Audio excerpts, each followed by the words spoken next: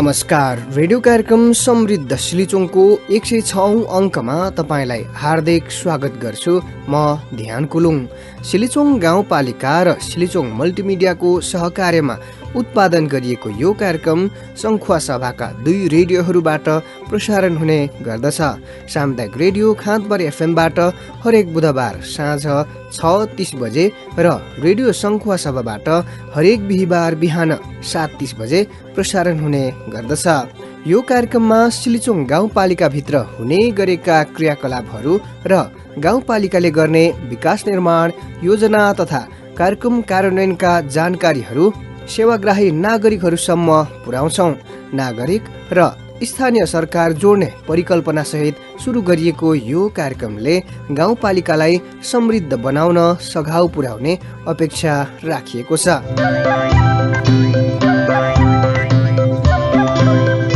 कार्यक्रम समृद्ध सिलिचोङको गएको कार्यक्रममा नियमित स्तम्भहरूसँगै सिलिचोङ पहिरो विस्थापितहरूलाई उपलब्ध गराइएको जग्गाको विषयमा रेडियो रिपोर्ट, गाउँपालिका अध्यक्ष भूपाल राज मेवाहाङसँगको कुराकानी प्रस्तुत गरेका थियौँ। आजको कार्यक्रममा भने सिलिचोङ प्रवेश मार्गहरूमध्येको एक हेलुवा बेसी र बुमलिङ बीचको अरुण नदीको मोटरेबल पुलको फलोअप रिपोर्ट, गाउँपालिकाले कृषकहरूलाई वितरण गर्न लागेको तोरी र गहुँको बिउ वितरण सम्बन्धी जानकारी प्रस्तुत गर्नेछौँ। त्यस्तै नियमित स्तम्भहरू, सिलिचोङ साप्ताहिक गतिविधि र साताको प्रश्न पनि राख्नेछौँ।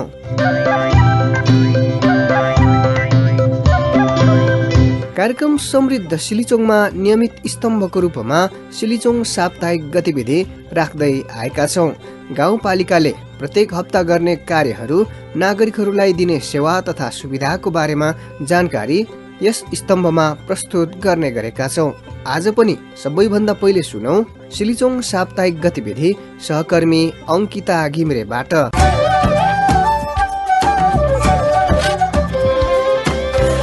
सिलिचोङ गाउँपालिकामा यो साता 4वटा योजनाहरू सम्झौता भएका छन्। सिलिचोङ गाउँपालिका 4 को चन्द्रज्योति आधारभूत विद्यालयको ठेस देवल निर्माण योजना सम्झौता गरिएको छ। दिलबहादुर राईको अध्यक्षतामा बनेको समितिले उक्त योजना सम्झौता गरेको हो। यसै साता वडा नम्बर 5 मा 3 योजनाहरू सम्झौता भएका छन्। इन्खेभिर सडकमा ग्याविङ तार जाली निर्माण योजना बुद्धिमाया कुलुङको अध्यक्षतामा बनेको समितिले सम्झौता गरेको छ। त्यस्तै याफु आधारभूत सामुदायिक स्वास्थ्य चौकीमा शौचालय निर्माण योजना राजकुमारी राईको अध्यक्षतामा बनेको समितिले सम्झौता गरेको छ। वडा नम्बर 4 मा रहेको लालीबास सिंचाई कुलो मर्मत योजना तमास बहादुर राईको अध्यक्षतामा बनेको समितिले सम्झौता गरेको योजना शाखा प्रमुख प्रवीण कुलुङले जानकारी दिनुभयो।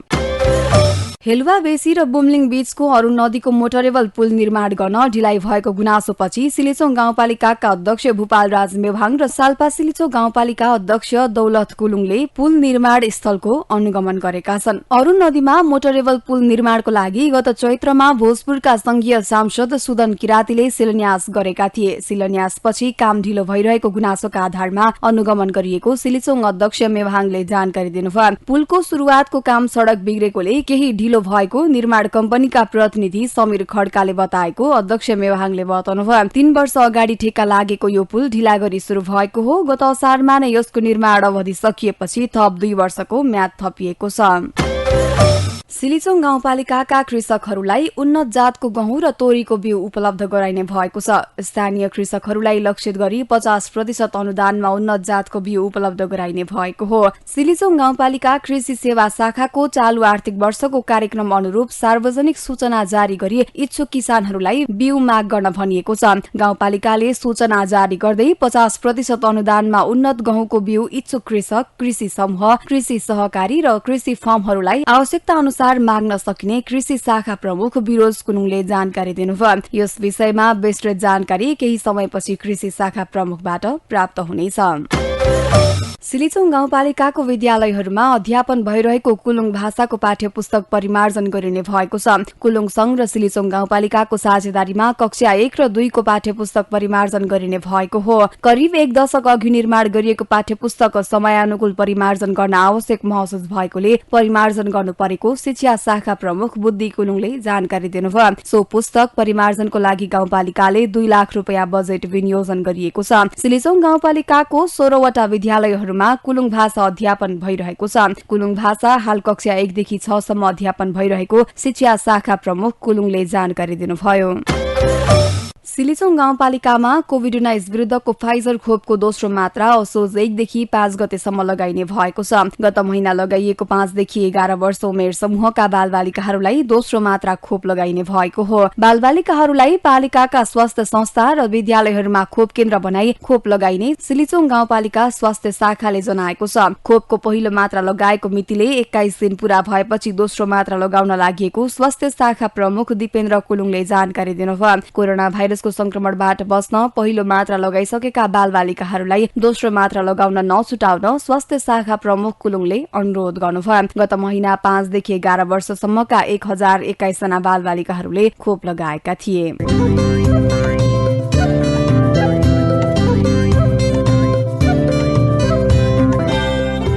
सिलिचोङ गाउँपालिका प्रवेश गर्ने नाकाहरूमध्ये हेलुवा बेसी र बुमलिङटार बीचको 26 पुल प्रमुख नाकाको रूपमा लिइन्छ। यहाँबाट वडा नम्बर 1, 2, 3 र 4 प्रवेश गरिन्छ। यहाँको अरुण नदीमा मोटरेबल पुल नहुँदा यातायात सञ्चालनमा वर्षौंदेखि शास्ति भोग्नु परेको छ। यहाँ मोटरेबल पुल बनाउने चर्चा वर्षौंदेखि भए पनि अहिलेसम्म निर्माण हुन सकेको छैन।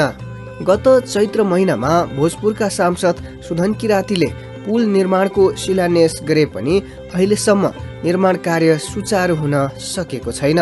यस विषयमा सहकर्मी खेवाहाङ मेवाहाङले फलोअप रिपोर्ट तयार गर्नु भएको छ। अब प्रस्तुत छ उक्त रिपोर्ट।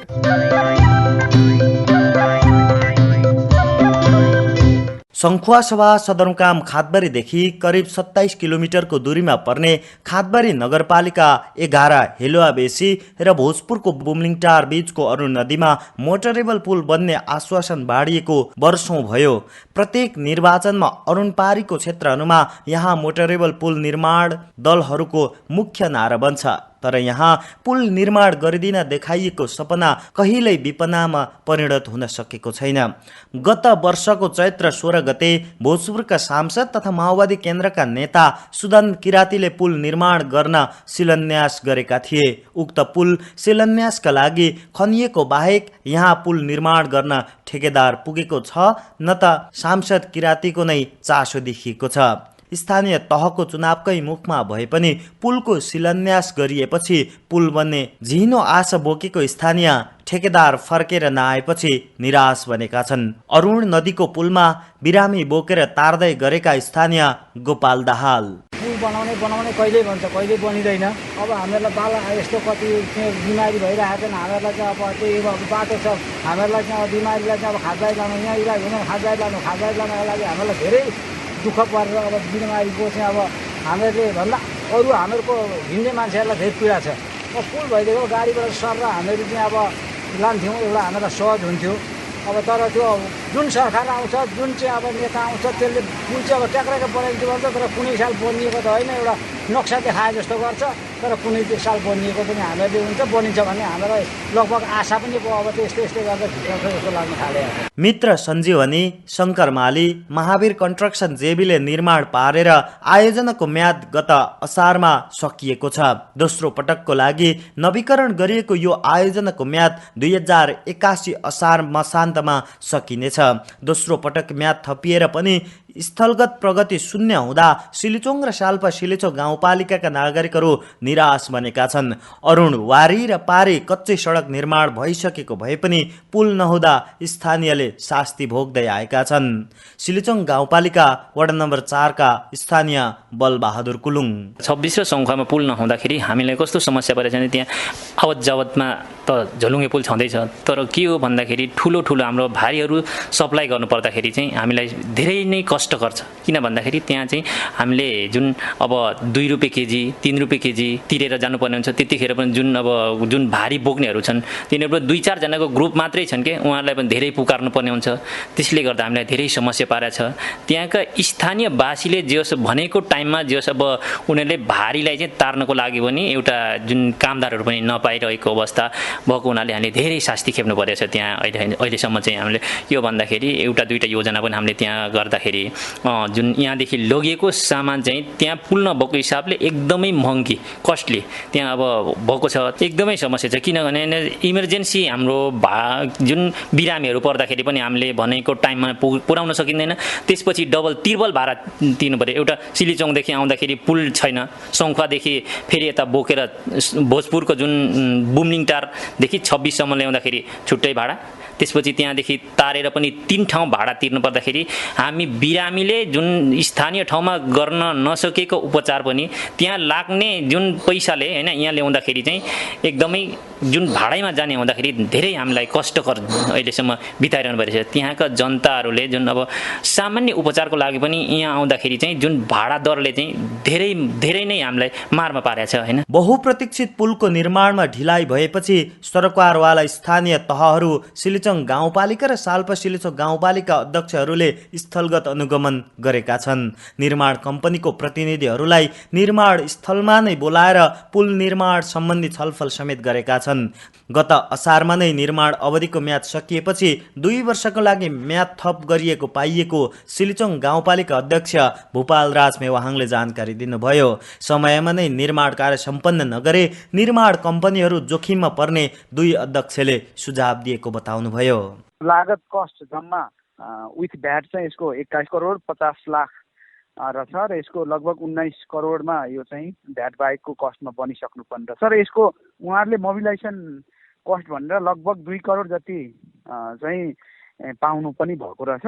लम्बाइ 155 मिटर र यसको चौडाइ चाहिँ 11 मिटरको हुने रहेछ र यसको बिडर जो छ यसमा बिडरहरू चाहिँ जस्तै मुगुको एकजना हुनुहुन्छ, ललितपुर र काठमाडौँको गरेर 3 जना हुनुहुन्छ र यसमा 3वटा कम्पनी छ र यो 3वटा कम्पनी जोइन्ट भेन्चर भएको हिसाबले उहाँहरूले चाहिँ त्यो काम अगाडि बढाउनु भएन भने 3वटा कम्पनी चाहिँ जोखिममा छ। अरुण नदीमा पुल निर्माण नहुनुको कारण मानेभन्ज्याङ हिलुवाबेसी सडक पनि हो। यहाँको हिलाम्बे सडकका कारण निर्माण सामग्री ढुवानी गर्न नसक्नुले पनि विकास निर्माण रोकिएको छ। प्रत्येक निर्वाचनमा विकासको नाममा कसम समेत खान बाँकी नराखेका नेताहरूले योजनाको कार्यान्वयनमा कम चासो दिनुले पनि बेलैमा योजना सम्पन्न हुन नसकेको हो। ठेक्का लगाउनु मात्रै नभई राजनीतिक तवरबाट दबावसँगै समस्यामा सहजीकरण नहुँदा धेरै विकासे काम पछि परेको छ। रेडियो कार्यक्रम समृद्ध सिलिचोङका लागि खेवाहाङ मेवाहाङको रिपोर्ट।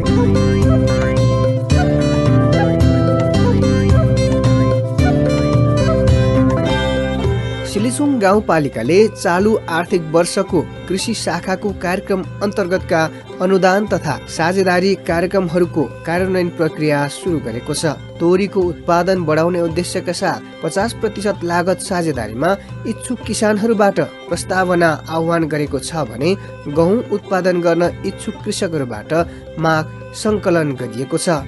यस विषयमा विस्तृत जानकारीको लागि हामीले कृषि शाखा प्रमुख बिरोज कुलुङसँग कुराकानी गरेका छौँ। अब प्रस्तुत छ उक्त कुराकानी।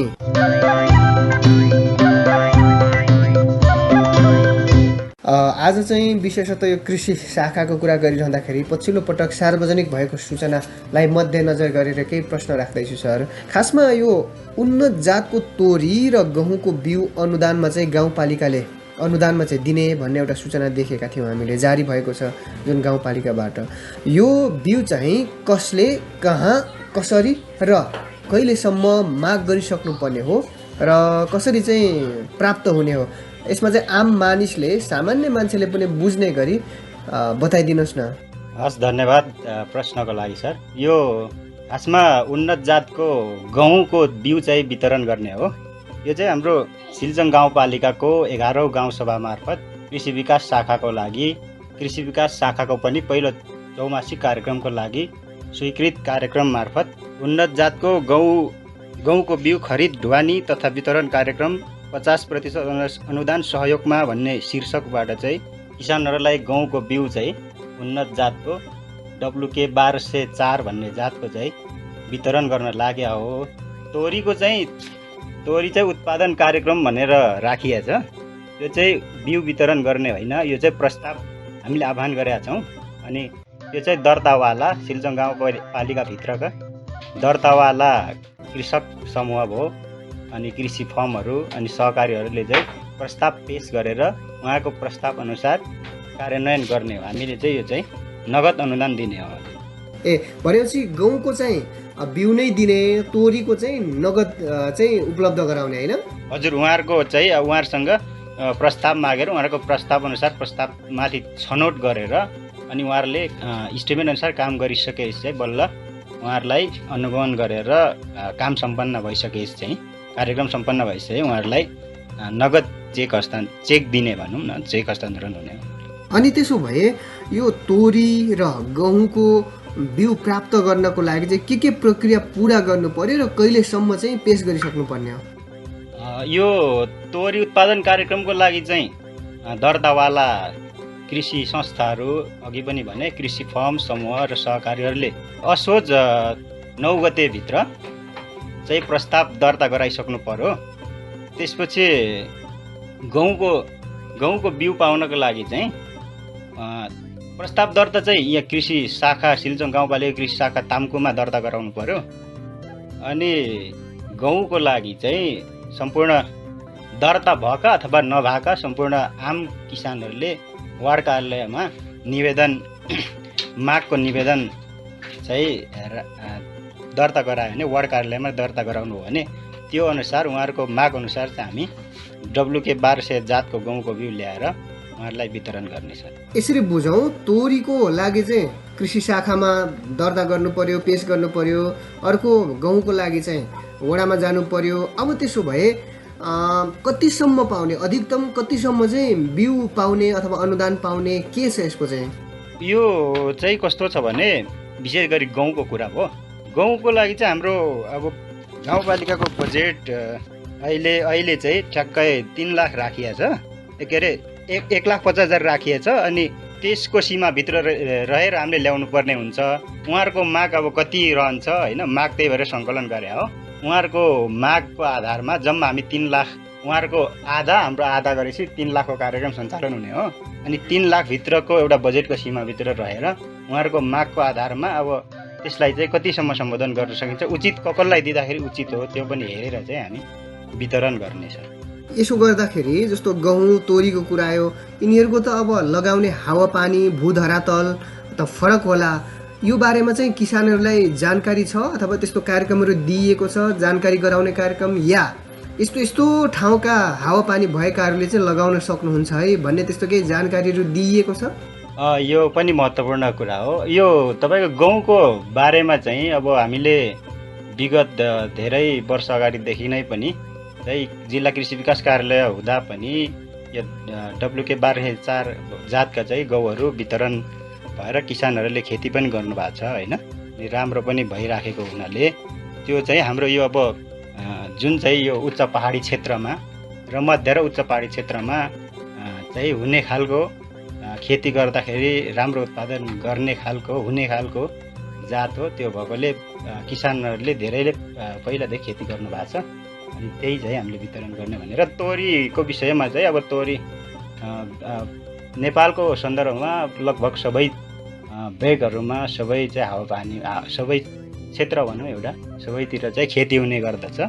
अनि त्यो भएकोले उहाँहरूले उहाँहरूलाई किसानहरूले आफ्नो त्यो क्षेत्र अनुसार प्रस्ताव पेश गर्नुहुन्छ होइन। उहाँहरूको चाहिँ अब प्रस्ताव अनुसार काम गर्ने हो। 2वटा त मुख्य अहिले चाहिँ चासोका साथ हेरिएको पनि छ। अहिले जुन चाहिँ सूचना गाउँपालिकाले चाहिँ प्रकाशित गरिसके पछाडि केहीले चासो दिइरहेको पनि पाएका छौँ। यो बाहेक यो वर्ष कृषि शाखा अन्तर्गतका चाहिँ के कार्यक्रमहरू छन्, जबकि किसानहरूले अहिले नै पनि थाहा पाउँदै गरून् र भोलि चाहिँ सहजै सहभागी हुन सकोस्? के कस्ता कार्यक्रमहरू छन् यो वर्ष? यो वर्ष धेरै कार्यक्रमहरू छन् होइन। त्यो मध्ये अहिले तपाईँको यो कार्यक्रम मार्फत पनि म सम्पूर्ण किसान दाजुभाइ दिदीबहिनीहरूलाई जानकारी गराउँदछु।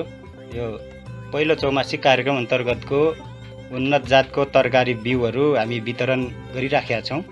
यो जति पनि कार्यक्रम सुन्नुहुन्छ उहाँहरू सम्पूर्ण महानुभावहरूले त्यो जानकारी यही मार्फत पनि लिनुहोला भन्न चाहन्छु। र वडा सम्पूर्ण पालिकाको वडाहरूबाट वितरण भइराखेको हुनाले आवश्यकता अनुसार सम्पर्क गरेर बिउ लिएर राम्रो उत्पादन गर्नु हुन अनुरोध गर्छौँ र यो उत्तिकै अनुगमन कार्यमा हामी जब अनुगमनमा आउँछौँ त्यतिखेर एकदम राम्रो भइराखोस्, राम्रो भएको हेर्न पाऊँ र हाम्रो आवश्यकता कहाँनिर हामीले सहयोग गर्नुपर्ने, कृषि प्राविधिकहरूले सहयोग गर्नुपर्ने कहाँनिर हुन्छ, कहाँ समस्या पर्छ, 24 घन्टा हामी अब वार्डको पनि प्राविधिक साथीहरू हुनुहुन्छ, म पनि छु। समस्या परेको खण्डमा खेती प्रणालीमा अथवा चाहिँ रोग व्याधि, रोग किराको समस्यामा चाहिँ समस्याको परेको खण्डमा हामीलाई सम्पर्क गरेर हुन्छ कि कसरी हुन्छ राम्रोसँग उत्पादन गरेर उपभोग गर्न अथवा अब अहिले उपभोगकै चरण छ हाम्रोतिर, उपभोग गर्नु अनुरोध गर्दछु। जति गत आर्थिक वर्षहरूमा हामीले सञ्चालन गर्दै आएको कार्यक्रमहरू त चाहिँ त्यो निरन्तरता नै छ होइन। यीमध्ये अब सशर्त कार्यक्रमहरूमा पनि अहिले हाम्रो अलैँची पकेट विकास कार्यक्रम छ 2टा होइन, त्यो पनि राम्रै कार्यक्रमहरू, लाभान्वित कार्यक्रमहरू हुन्। अनि हाम्रो पालिका अन्तर्गतको कार्यक्रमहरू अब यो मागमा आधारित कृषि विकास कार्यक्रम भनेर पनि छ। यो चाहिँ किसानले आफ्नो आवश्यकता अनुसार प्रस्ताव पेश गरेर सञ्चालन गर्ने हो होइन। यी विषयहरू छन्। अनि हाम्रो अब माटो परीक्षण मेसिन खरिद अथवा अनि खरिद र चाहिँ माटो परीक्षणको चाहिँ तालिमहरू सञ्चालन हुने कार्यक्रम छ यो पालि।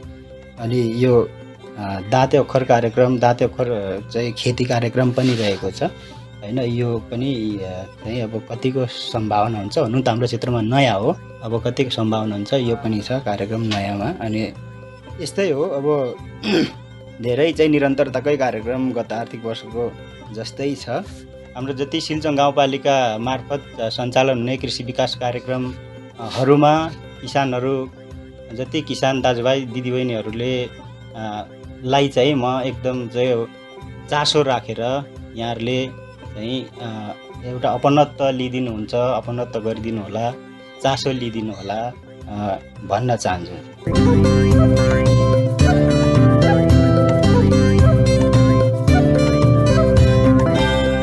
श्रोता, अहिले तपाईँ सुनिरहनु भएको छ कार्यक्रम समृद्ध सिलिचोङ।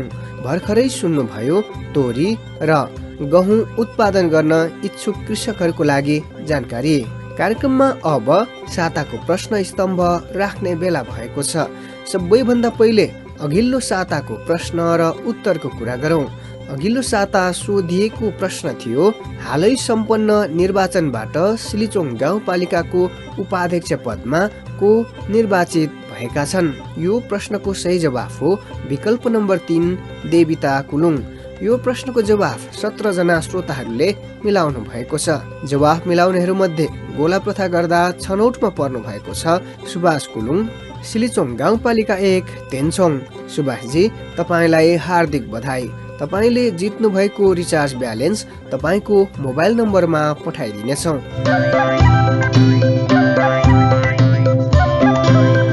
अब आजको लागि प्रश्न सुन्नुहोस् र जवाफ पठाउनुहोस्। प्रश्न यस प्रकारको छ, तोरी उत्पादन गर्न इच्छुक सिलिचोङका किसानहरूले कुन मितिभित्र सिलिचोङ गाउँपालिका कृषि शाखामा प्रस्ताव दर्ता गरिसक्नु पर्नेछ? विकल्पहरू: 1 असोज 9 गतेभित्र, 2 असोज 10 गतेभित्र, 3 असोज 11 गतेभित्र र 4 असोज 12 गतेभित्र।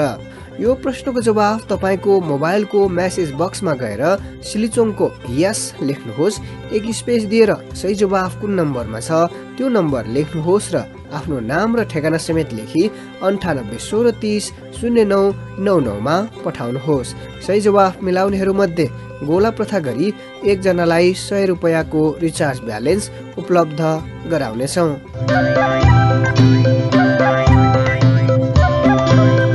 यिनै प्रसङ्गहरू राख्दा राख्दै आजको लागि कार्यक्रमको निर्धारित समय सकिएको छ। कार्यक्रम सुनिसकेपछि कुनै प्रतिक्रिया तथा सुझावहरू छन् भने हामीलाई सम्पर्क गर्न सक्नुहुनेछ। हवस् त, आजको कार्यक्रमबाट सम्पूर्ण कार्यक्रम उत्पादन टोलीसँगै म प्रस्तोता ध्यान कुलुङ पनि बिदा हुन्छु। नमस्कार।